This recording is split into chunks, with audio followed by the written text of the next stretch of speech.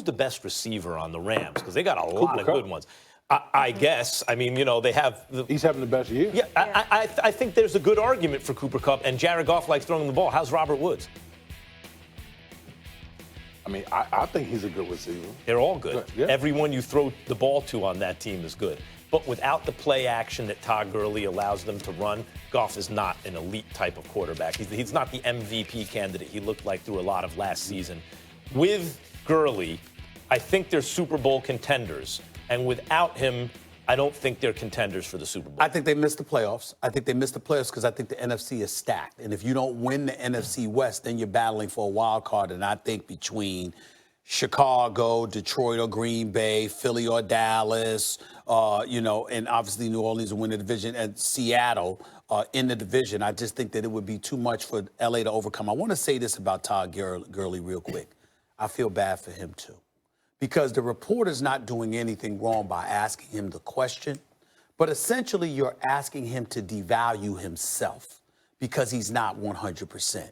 And his mentality might be, I'm not 100%, but I did average nearly over 6 yards a carry in game one. It's been down to 3 the last 3 games. Last week, you gave me 5 carries. You didn't even give me a chance to do some things that I'm capable of doing. They were playing from behind. They were playing from behind. Yeah. So, but I understand. He can catch the ball, too.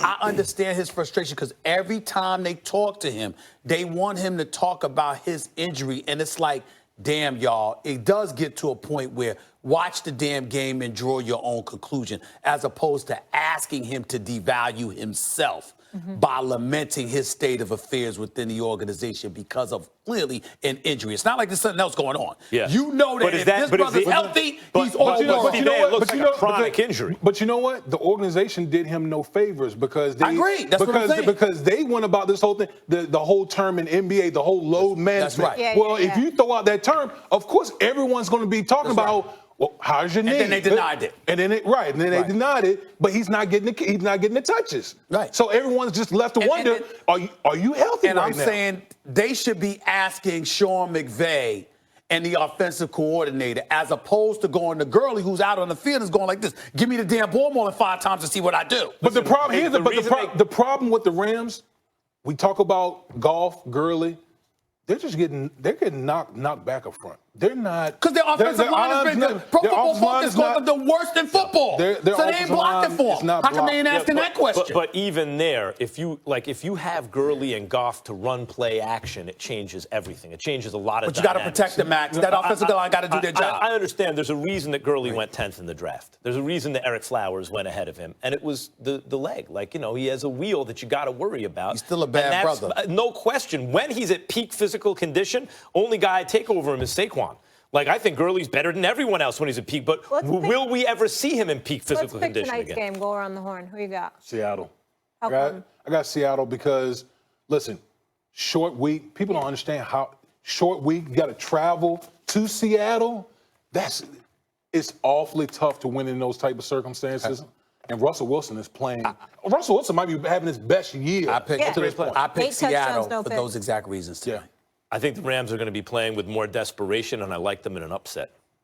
The Rams? Yep. I like them in an upset. No, you might not be wrong. By the way, I've seen I will say this. You can't sleep on the Rams. Seattle will have to score. They're going to have to score. Even though they lost, 55, they still scored 40 last week. Yes. So they're going to have to score. He did throw 68 times. He did. Though. Seattle had a hard time. He ain't going to do that in Seattle. On the road. And it's supposed to rain. That noise on the road and it's going to rain, Yeah. I don't see it. We asked everybody on social media what they think. Right. 55% say the Seahawks get the W. I'm so shocked. I'm so shocked. Right? I'm so surprised. That's not on your list of cities to visit. Hell no. All right, Beautiful bye, city. everybody. Just rain too damn much. You ain't no Seattle? Gray skies. All right, so they're talking about what we're talking about. Kerry Champion here with Tony Collins on Coast to Coast. What is going on with Todd Gurley? That is the question, as well as Jared Goff. We'll get to that in a few minutes because there will be Thursday night football. Rams at Seahawks. How are you, Tony? I'm doing well. Let's get the party started, Kerry. Coast to Coast starts right now. We're going coast to coast. We're going coast to coast. It appears that Jared Goff's struggles and Todd Gurley's game plan are connected. What will the Rams do? Plus, the Cowboys need to get Zeke going against the Packers. We'll explain how. And the Gators, they get inside your head. What Auburn has to do about it. That's coming up next on Coast to Sports Coast. Center, coast to coast. It's where you come when you want the most. Every city, every state and time. There's a lot of bad mustaches out there right now. Get ready, we about to break it down. Celebrating here, like I said, hey, take it easy on Buster. Thursday night football at Century League Field in Seattle. We've been talking about it, home of the 12th man, once a record holder for crowd noise. And in a few hours, the Rams will try to bounce back from a really strange loss to the Bucs. Meanwhile, let me give you some nuggets to get you started for this game. Pete Carroll saying that Russell Wilson is off to his best ever start. And, well, the numbers back it up. His 73% completion rate and 8.6 yards per attempt are both on pace to be career highs. However, we have to talk about this. Wilson has struggled against Aaron Donald and the Rams. Why not Aaron Donald? He's 3-7 against the Rams since Donald was drafted, including 3 straight losses. Donald has sacked Wilson 10.5 times in those 10 games. And on the other side of the ball, the Rams will have been, well, they've been slow starters on offense this season. They have not scored a touchdown in the first quarter all season. Here's Todd Gurley on the Rams' slow start. Alternating series, is that a player's call or is it strictly a coach's call? I think I've asked you asked this question before, so take the answer I gave you last time. You were asking that question. I don't remember giving you the question either.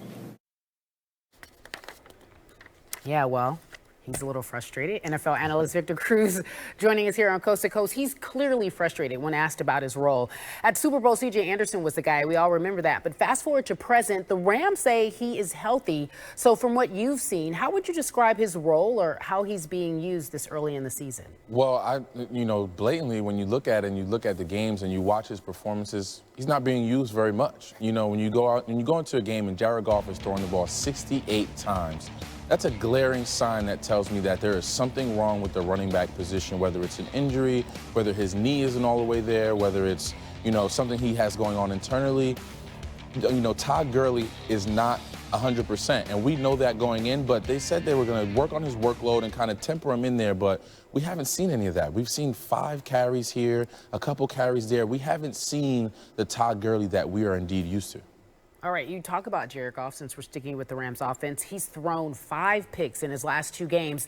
Now, advanced stats show us that his O-line isn't as good as it was last season, but what do you believe the reason is for all of these turnovers? Well, I think the lack of production from the running back position goes hand in hand with Jared Goff's struggles because this offense is built on play action pass, being a balanced offense, getting the ball to Todd Gurley and getting that running game going, right? Getting that running game off to a hot start, and then the play action pass and the downfield passing kind of comes off of that. And when you don't have that accurate run, when you don't have that balance offensively, it leaves Jared Goff to go out there and be the quarterback that he is not right now. He's not a guy that can just drop back and throw it 70 times and win you the ball game. He has to play off of his running back and have play action pass to help him deliver the ball downfield.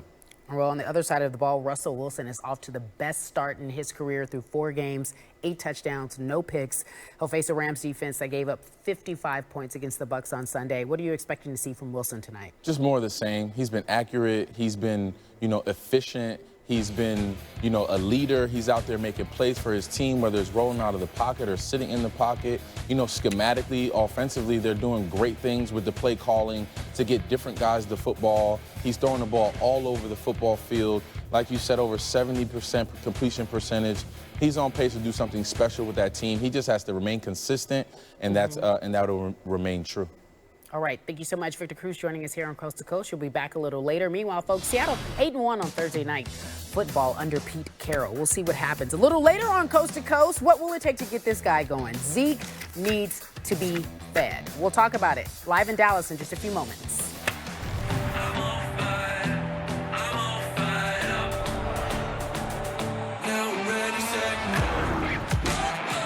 That ball is smoked, and that one is gone. They're hitting balls out of here like Titleist. The Tampa Bay Rays are moving on to a date with the Houston Astros. The 96-win Rays sporting the lowest payroll in baseball, making things happen. Let's show you how they got the job done. To Oakland we go. Sean Manaea on the mound for the A's. He was 4-0 with a 1.21 ERA during the regular season. The Rays, meanwhile, struggling against left-handed pitchers this year, ranked amongst playoff teams in 3 major categories. Now, top of the first inning, first batter of the game, Yandy Diaz, wasting no time. Keep in mind, my man was activated from the IL Sunday. He missed 58 games. He crushes that home run, first leadoff home